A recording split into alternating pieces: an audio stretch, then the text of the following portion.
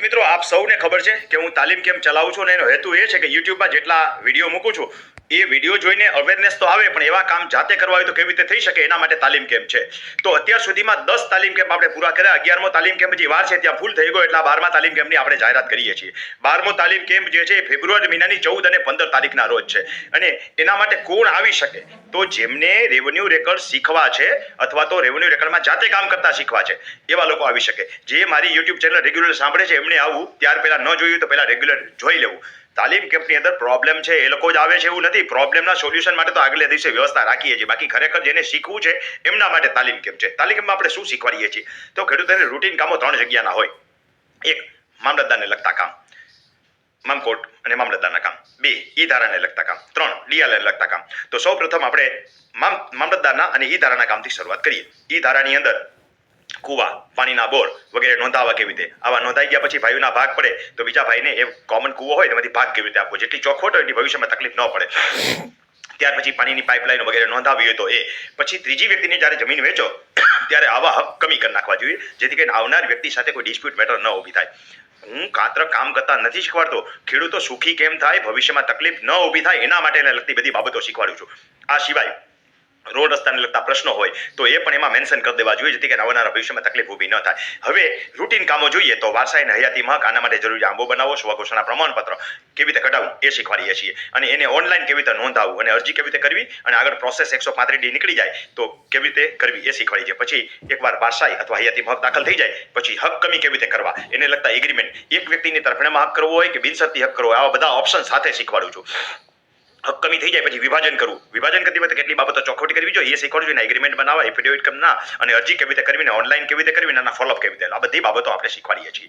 હવે આટલું થઈ જાય એટલે જરૂર નથી કે આટલું પૂરું થઈ ગયું. તમારા રેવન્યુ રેકર્ડમાં 3 પ્રકારની અલગ અલગ ક્ષતિઓ હોય છે. જેમ કે મૂળમાંથી ક્ષતિઓ, ટિપ્પણમાં જે હોય, ફેસલ પત્રકમાં આકારબંધમાં એક ક્ષતિઓ રહી ગઈ હોય તો એને રેકર્ડ ઉપર કેવી રીતે લાવી, રીસર્વે પછી જે ગોટાળા થયા છે એ ક્ષતિઓ ડીએલઆરની કહેવાય, એ કેવી રીતે સુધારવી, એની અરજી અને અપીલ કરતા શીખવાડીએ છીએ. એ સિવાય હસ્તલિખિત ને કોમ્પ્યુટરાઇઝ રેકોર્ડ થયો ત્યારે ક્ષતિ વળી ગઈ તો આ કેવી રીતે સુધારવી.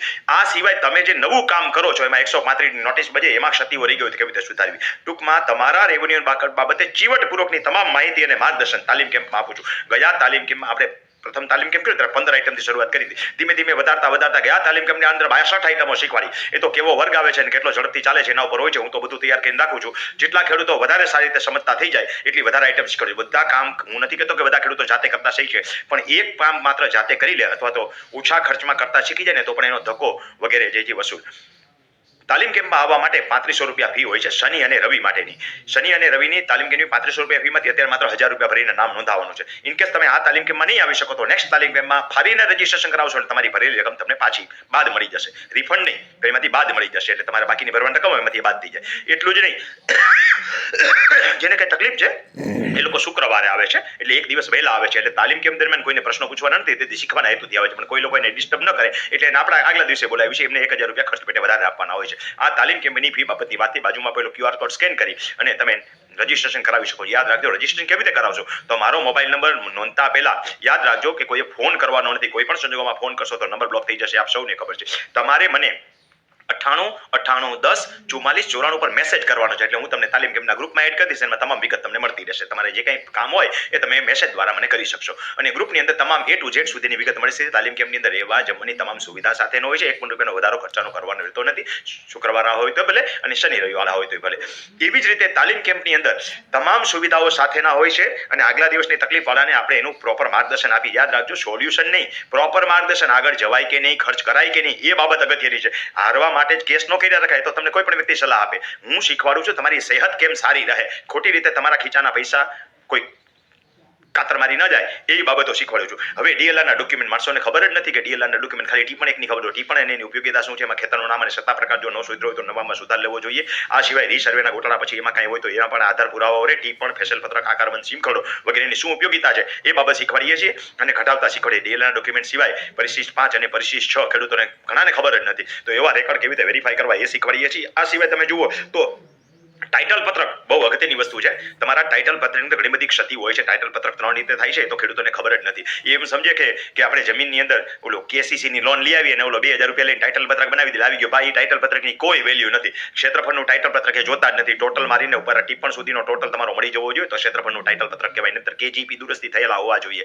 KGP દુરસ્તી વિશે પણ ખેડૂતોને ખબર નથી. બીજું ટાઇટલ પત્રક જે છે તમારા તમે બિન ખેડૂત નથી થઈ ગયા એટલે ખેડૂત ખાતેદારી લગતું ટાઇટલ પત્રક છે. ઘણાની જમીનો બિન ખેતી થઈ જાય, બિન ખેડૂત થઈ જાય અને શ્રી સરકાર થઈ ગયેલા લોટ ઓફ દાખલાઓ છે. ખેડૂતને પોતાને ખબર જ નથી કે એમાં શું તકલીફ છે. હું નખમાઈ રોગ ન રહે ને એ ટાઈપની બધી માહિતી, માર્ગદર્શન અને તાલીમ આપું છું.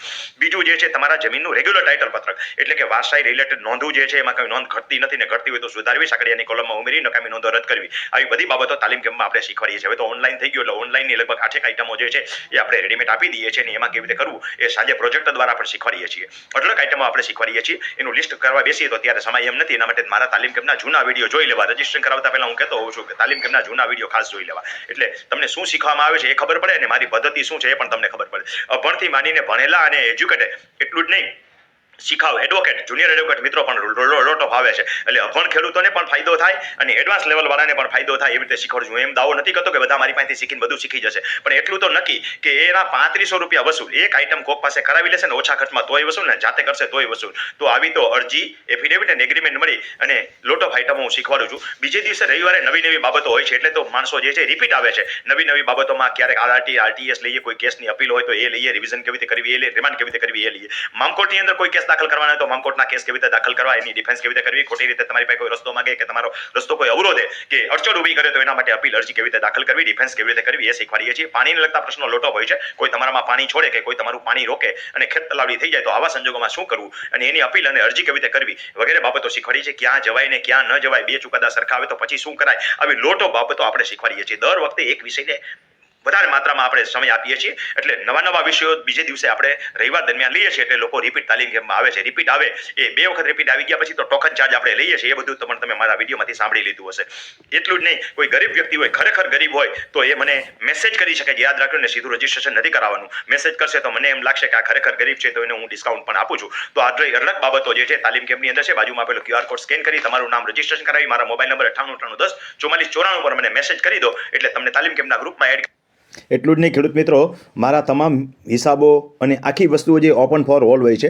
તાલીમ કેમ્પની અંદર હિસાબો પણ મૂકવામાં આવે છે એટલે દરેક વ્યક્તિને ખબર પડે કે દરેક તાલીમ કેમ્પમાંથી શું બચે છે અને સરભર કેવી રીતે થાય છે. અને તાલીમ કેમ્પની અંદર આવશો એટલે ખબર પડી જશે કે આમાં 51 રૂપિયાવાળા પણ છે, 251 વાળા પણ છે, 551 વાળા પણ છે. જે લોકો રિપીટ આવે છે એની પાસે પછી પૂરી ફી લેવાની થતી નથી. એ હેતુથી આવા આપણે બાયફર્ગેશન કરેલા છે. 2 તાલીમ કેમ્પમાં પૂરી ફી ભરીને આવી ગયો પછી તો એ સાવ મને ટોકન ચાર્જ જ આપે છે. આવો લાભ લેવો હોય તો આવો આ તાલીમ કેમ્પની અંદર અને બીજા તાલીમ કેમ્પની અંદર. 2 તાલીમ કેમ્પની અંદર આવી જશો પછી તમે આવો લાભ લઈ શકશો. વર્ષ દરમિયાન ગમે એટલા તાલીમ કેમ્પ થાય એમાં તમે હાવ ટોકન ચાર્જ આવી શકશો. તો તમારું નામ નોંધાવવા માટે બાજુમાં આપેલું QR કોડ સ્કેન કરી આગળ મેં બોલેલા નંબર ઉપર તમે એની રિસિપ્ટ મને મોકલી આપો. યાદ રાખજો, ફોન કરવાનો નથી, WhatsApp કરવાનો છે.